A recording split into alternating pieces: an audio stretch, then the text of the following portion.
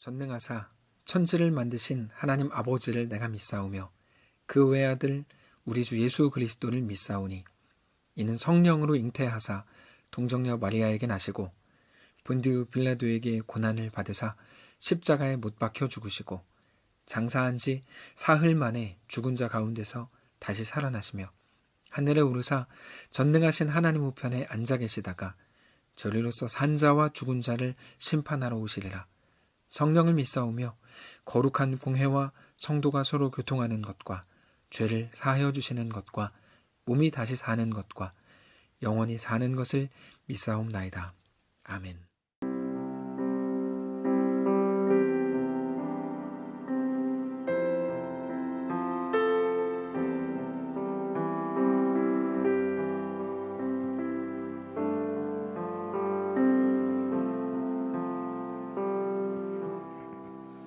주 예수보다 더 귀한 것은 없네.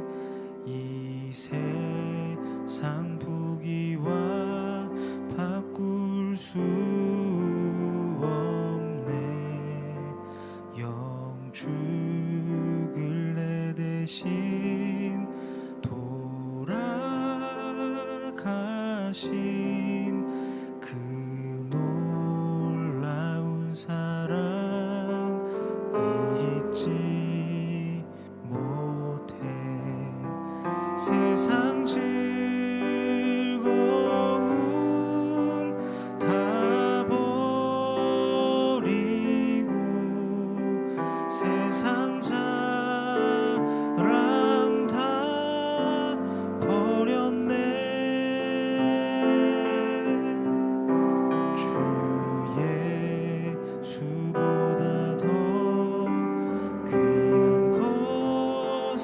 없네. 예수 밖에는 없네. 주 예수보다 더 귀한 것은 없네. 이 세상 명예와 바꿀 수 없네. 이전에 즐기던 세상 일도 주 사랑하는 맘 뺏지 못해. 세상 즐거움 다 버리고 세상 자랑 다 버렸네. 주 예수보다 더 귀한 것은 없네.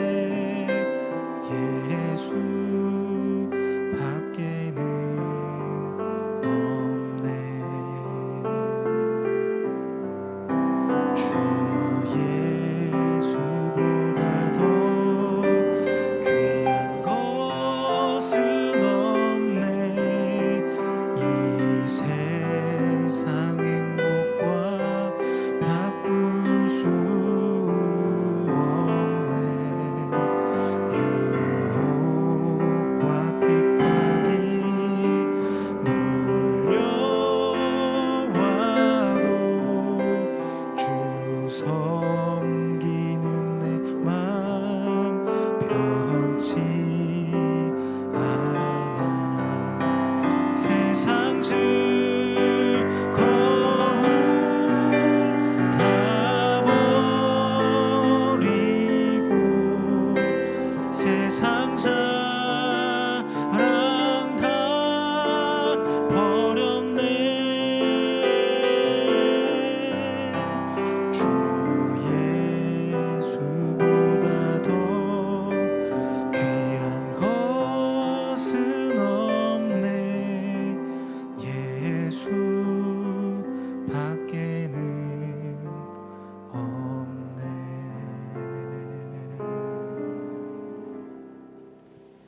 반갑습니다. 우리 함께 오늘 새벽에 나눌 말씀은 사도행전 2장입니다. 사도행전 2장 1절부터 4절까지 말씀입니다. 제가 받들어 읽겠습니다. 오순절 날이 이미 이름에 그들이 다 같이 한 곳에 모였더니 호련히 하늘로부터 급하고 강한 바람 같은 소리가 있어 그들이 앉은 온 집에 가득하며 마치 불의 혀처럼 갈라지는 것들이 그들에게 보여 각 사람 위에 하나씩 임하여 있더니 그들이 다 성령의 충만함을 받고 성령이 말하게 하심을 따라 다른 언어들로 말하기를 시작하니라. 아멘. 사랑하면 닮는다는 말이 있습니다.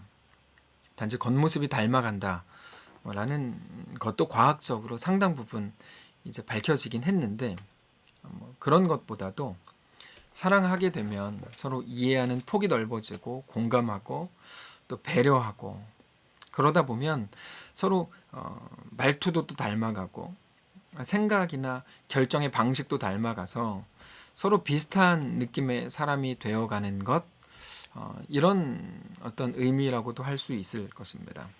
그래서 맹자의 어머니가 맹자를 더 잘 키우기 위해서 3번을 이사를 갔다 그러죠. 이제 맹모 삼천지교라고 하는데 무엇을 보는가가 무엇을 내가 추구하게 되는가를 결정한다 이런 것일 겁니다. 아이에게도 좋은 것을 보여주면 그것을 따라하게 되고 그렇게 닮아가려고 하게 된다는 것입니다. 사랑하면 닮는다는 것에서의 사랑이 단지 이성 혹은 남자, 여자 이런 개념이라기보다 내가 추구하는 것, 계속 보게 되는 것을 저절로 닮아가게 된다는 것이죠. 결국에 사람은 무엇을 바라보는가를 가장 중요하게 여겨야 된다는 것을 우리가 알 수 있습니다. 성도가 바라보아야 될 최고의 비전은 무엇일까요? 당연히 하나님입니다.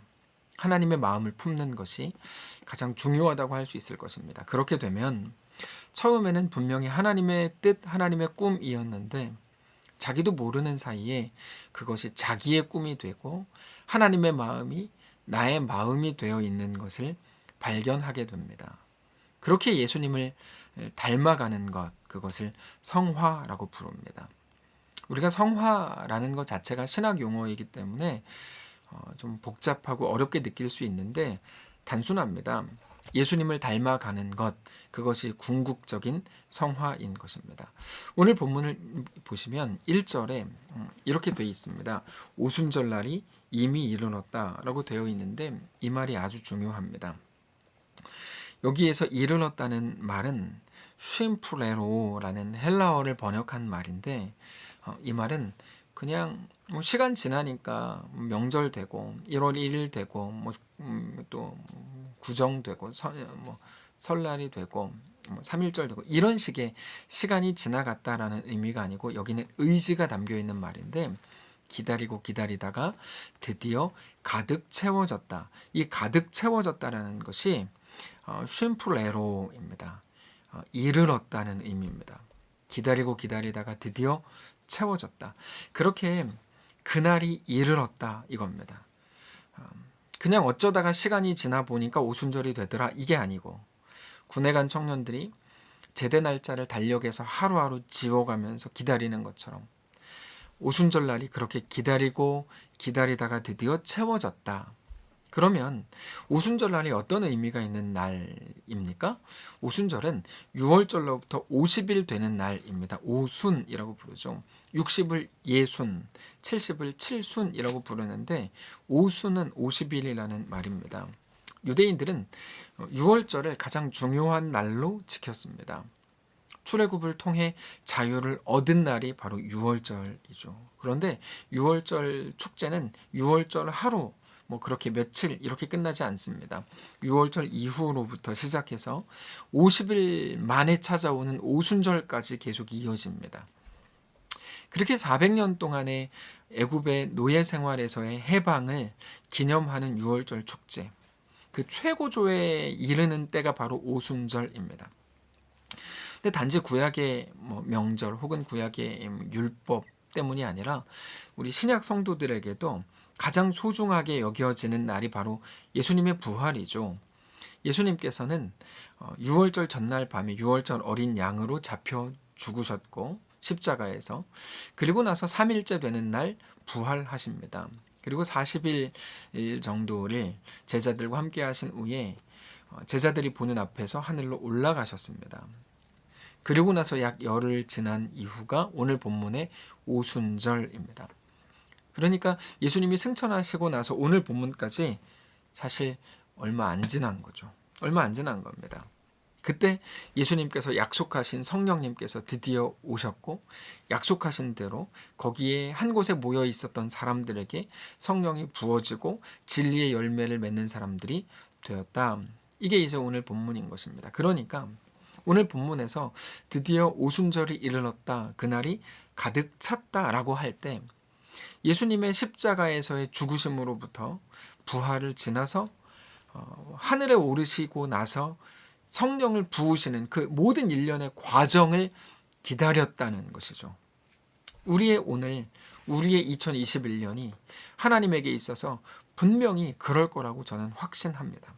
하나님은 우리의 오늘을 기다리셨습니다. 어쩌다가 그냥 세상 사람들이 말하는 것처럼 운 좋게 혹은 재수 없게 어쩌다가 이 날이 된 것이 아니고 하나님이 기다려 오신 날이라는 것. 채워지고 기다리고 채워지고 기다리고 마치 집 나간 둘째 아이가 돌아오기를 기다리셨던 것처럼 둘째 아이가 집을 나가면 고생할 거고 아파할 거고 눈물 흘릴 거고 한숨 속에서 그 길을 터벅터벅 걸어갈 것을 아셨기 때문에 그게 어떤 것이라고 말씀을 드렸습니까? 그렇게 자라나고 배우고 성숙해서 돌아오는 것을 기다리셨던 아버지처럼 하나님은 우리의 오늘을 기다리시는 것이죠. 그렇게 우리의 오늘 2021년이 시작이 된 겁니다. 우리의 모든 역사가 쌓여서 오늘이 되는 것이죠. 그때 오늘 본문을 보면 어떤 일이 일어납니까? 하나님께서 한 가지 일을 이루시는데 2절입니다. 호련히 하늘로부터 급하고 강한 바람 같은 소리가 있어 그들이 앉은 온 집에 가득했다. 이렇게 잘 보시면 성령님께서 임하셨다는 이 부분이 어떻게 기록이 되어 있는가 하면 하늘로부터입니다. 하늘로부터. 위로부터. 자, 성령님께서 이 땅에 오실 때 위로부터 오셨다는 말은 이 성령 강림이라고 하는 것이 하나님께서 인간을 위해 일방적으로 내려주신 은혜의 사건이라는 것을 말하는 것입니다. 사람에 의한 사건 혹은 사람이 대단하게 열심을 가지고 행한 일에 대한 보상 혹은 어떤 그런 실력으로서의 결과로서의 사건이 아니고 오직 은혜의 사건이다 라는 것입니다.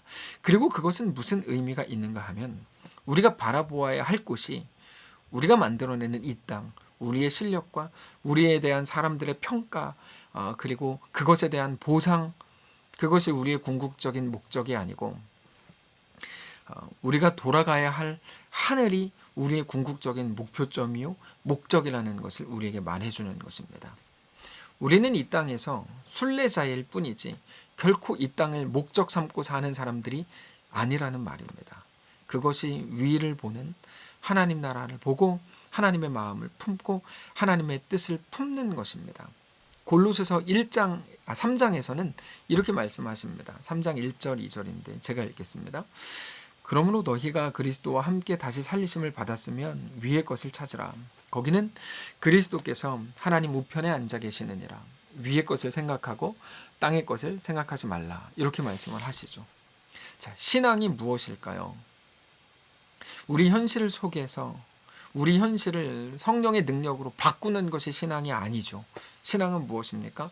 우리 현실 속에서 우리에게 허락된 그 길 위에서 그러나 이 땅에 속한 자가 아니라 하늘에 속한 자로 하나님의 것을 구하고 하나님의 것을 생각하고 하나님의 것을 살아내는 것이 신앙이고 그것이 우리에게 허락된 신앙생활입니다.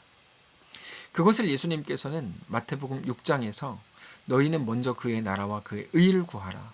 그리하면 이 모든 것을 너희에게 더하시겠다고 말씀을 하셨습니다. 우리는 순서의 문제라고 이해합니다. 내가 먼저 하나님의 것을 구하면 그리고 나서 땅의 것을 구하면 된다.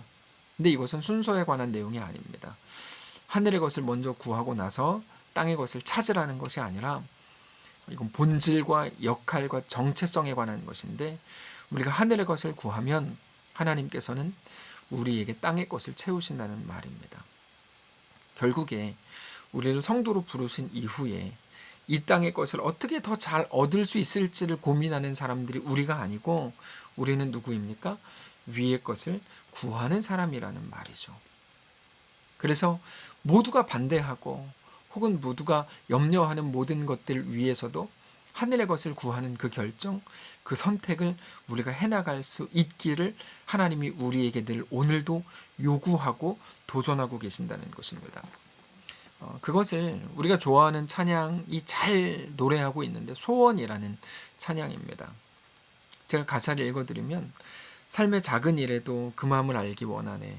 그 길, 그 좁은 길로 가기 원해.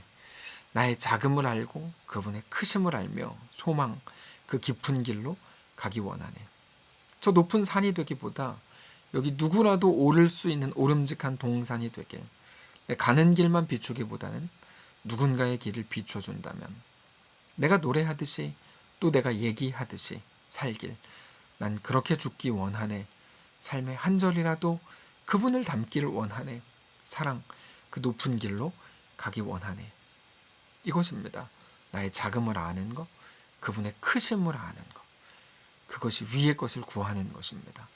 예수님이 하셨던 것처럼 내가 더 높아지는 산이 되고 내가 더 영향력을 가지고 더 의미를 만들어내고 내가 더 대단한 가치 있는 일을 하고 내가 대단하게 알려지고 사람들의 롤 모델이 되려는 게 아니라 그저 오름직한 동산이 되는 것. 누구라도 찾아와서 대화할 수 있고 위로 얻을 수 있는 사람이 되는 것. 별것 아닌 것이죠. 세상이 볼 때. 그게 놀라운 거고 그게 생명이 있는 것이라고 말하죠. 그게 위의 것을 구하는 것이라고 시인은 고백합니다. 내 가는 길만 비추는 게 아니고 누군가의 길을 비춰주는 것이 위의 것을 구하는 것이다. 어떻게 살까? 무엇을 먹을까? 무엇을 입을까? 무엇을 마실까를 고민하는 게 아니고 어떻게 죽을까? 무슨 의미냐면 어떻게 희생할까? 어떻게 충성하고 어떻게 순종할까? 내 삶을 오늘 어떻게 하나님께 내어드릴까를 고민하는 것이 위의 것을 구하는 것입니다.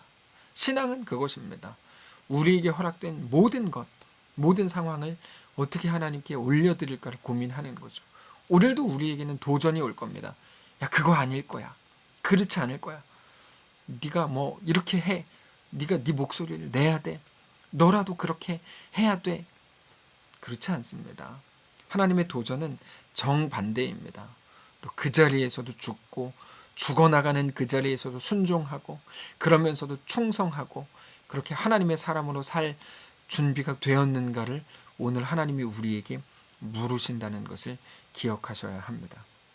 그것이 예수 그리스도를 닮는 것이기 때문입니다. 말씀을 정리하겠습니다. 사랑하는 성도 여러분, 오늘 하루 그렇게 예수를 닮은 자들로 세워지시기를 바랍니다. 하나님은 우리의 오늘이 되기를 그토록 기다리셨답니다. 왜요? 오늘이 우리에게 은혜의 날이요 영광스러운 날이 될 것이기 때문입니다. 오늘 우리에게 그 하나님께서 하늘로부터 오는 놀라운 은혜를 부어주시기를 주님 이름으로 축복합니다. 그것은 하나님이 하실 일입니다. 다만 우리는 우리의 하실 일들을 하시기 바랍니다. 우리의 묵상, 우리의 도전, 우리의 결정이 무엇인지를 알고 행하시기 바랍니다. 이 땅을 살지만 영원한 하나님 나라 백성으로 그렇게 온전히 승리하며 온전하게 세워지는 거룩한 성도들이시기를 주님 이름으로 축복합니다. 제가 한번 기도하겠습니다. 하나님, 사랑하는 모든 성도들에게 오늘 하루 또 허락하셨습니다.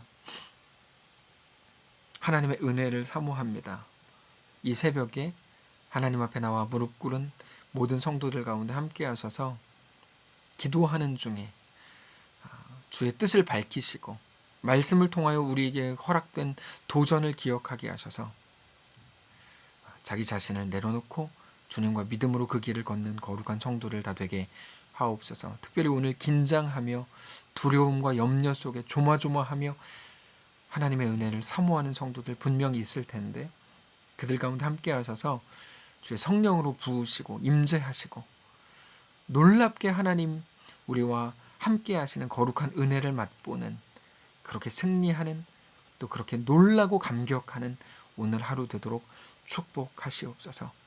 오늘 하루를 우리에게 허락하신 살아계신 예수님의 이름으로 기도합니다. 아멘.